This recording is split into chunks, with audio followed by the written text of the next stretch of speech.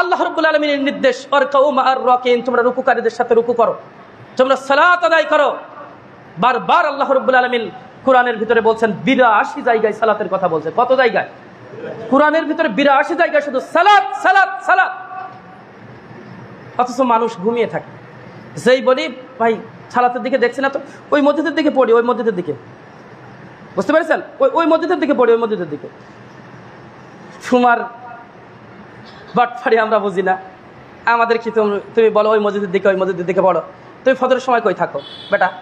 হ্যাঁ, ফজরের সময় কি ওই মসজিদে যাও নাকি? হ্যাঁ, ফজরের সময় কই থাকো?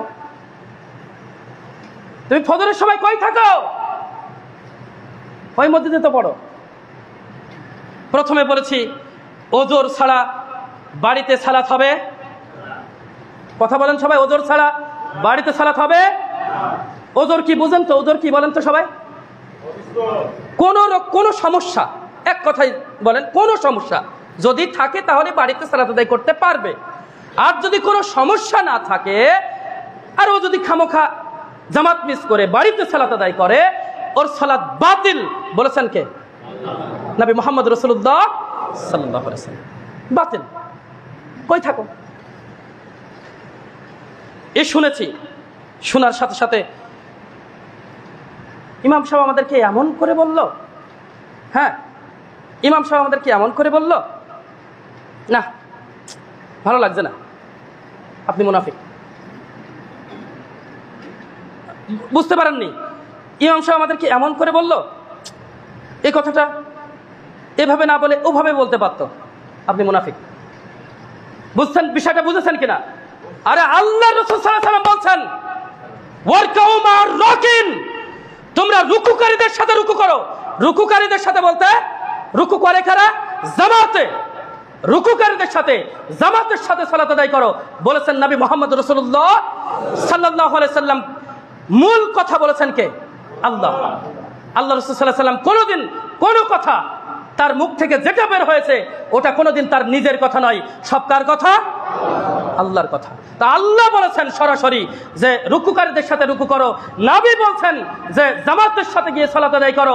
জামাতের সাথে ওজরবিহীন অবস্থায় যদি কেউ সালাত আদায় করে তার সালাত বাতিল হয়ে যাবে, তার সালাত হবে না। রাসূল সাল্লাল্লাহু আলাইহি ওয়াসাল্লাম বলেছেন, আমি বলছি বাড়িতে পড়লেও হয়, আর যদি আমি রাগ করি তাহলে কি সালাত হবে? ওই আমি কি আর ইমানদার থাকলাম? আমি কি আর মুমিন থাকলাম? হ্যাঁ, যদি আমি বলি রাসূল সাল্লাল্লাহু আলাইহি ওয়াসাল্লাম বলেছেন আপনাকে দাড়ি রাখতে, আর আপনি বলছেন যে না ও হলেও হয় না হলে হয়, আপনি মুনাফিক। হলেও হয় না হলেও নয়। রাসূল সাল্লাল্লাহু আলাইহি ওয়াসাল্লামের কথা শুনেছি, সামিনা ওয়া আতানা, শুনেছি মেনেছি, আমি মুমিন, আমি ইমানদার, আমি মুত্তাকিন।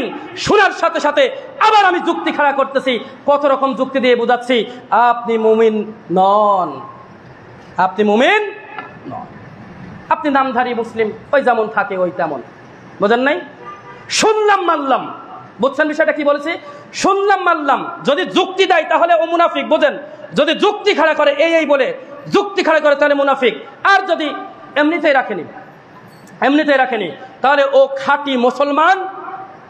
সবাই বলেন না, ও খাঁটি মুসলমান। কথা ক্লিয়ার না আনক্লিয়ার? নামাজের সময় আমরা বলছি বারবার, আল্লাহ রাসূল সাল্লাল্লাহু আলাইহি সাল্লাম জামার হাতা, মানে এক কথায় পোশাক, কোন পোশাক কোনোভাবে গুটিয়ে রাখা যাবে না, এটা নির্দেশ রাসূলুল্লাহ সাল্লাল্লাহু আলাইহি সাল্লামের। গুটিয়ে রাখা যাবে না।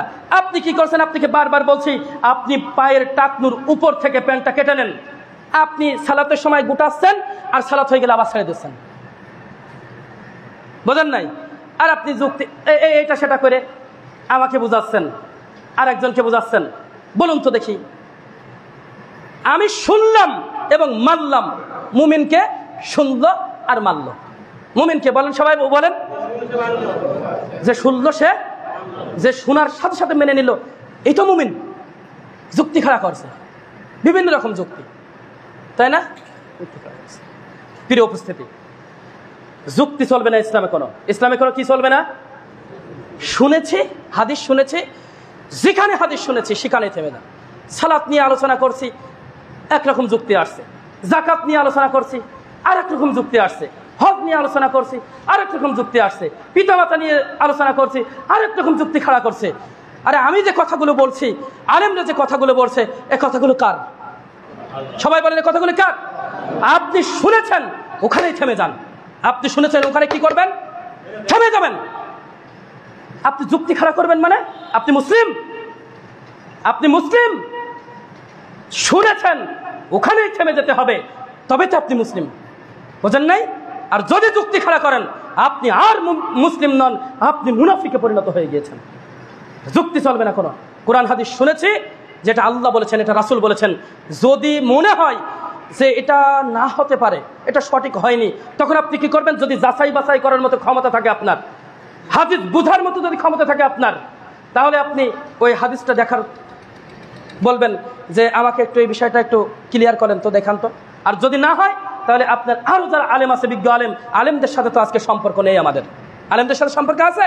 আমি যদি শুনি এই বছরে, এক বছরে কতদিন একজন আলেমের সংস্পর্শ হয়েছেন, তার কাছ থেকে আপনি মতামত নিয়েছেন, আপনি কিভাবে কোন আমলটা কি করবেন একটু শুনেছেন, একটু বলেন তো। অনেক মানুষ আছে, পাওয়াই যাবে না। অথচ আল্লাহ বলছেন তোমাদের বন্ধু হবে কে? আলেম।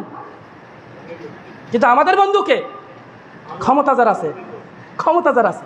দুনিয়ার বন্ধুকে ক্ষমতাজার আছে ন। প্রিয় উপস্থিতি, সর্ব অবস্থায় আলেমদের শরণাপন্ন হতে হবে। বলছিলাম, যখন সন্দেহ পতিত হবেন, যদি না জানেন, বাইরে কথা বলছে কেন? যদি নিজে যাচাই বাছাই না করতে পারেন, নিজে যদি হাদিস সম্পর্কে না বোঝেন, অন্য আরেকজন আলেমের শরণাপন্ন হবেন যে আমি আমাদের এক আলেমের কাছ থেকে এটা শুনেছি, তা আসলে এটা কতটুকু সত্য, তাই না? এভাবে করে আপনি করে নেন। জমি কিনতে গেলে এর কাছে না ওর কাছে, ওর কাছে না ওর কাছে, ওর কাছে না ওর কাছে দলিল নিয়ে ছোড়েন। অথচ যখনই ইবাদতের ক্ষেত্রে আসে, বুঝি না, আমি কিচ্ছু বুঝি না ওই সম্পর্কে, অথচ ওইটা নিয়ে আমি মাতামাতি শুরু করে দিয়েছি। আছে না এরকম অনেক মানুষ? অনেক মানুষ আছে।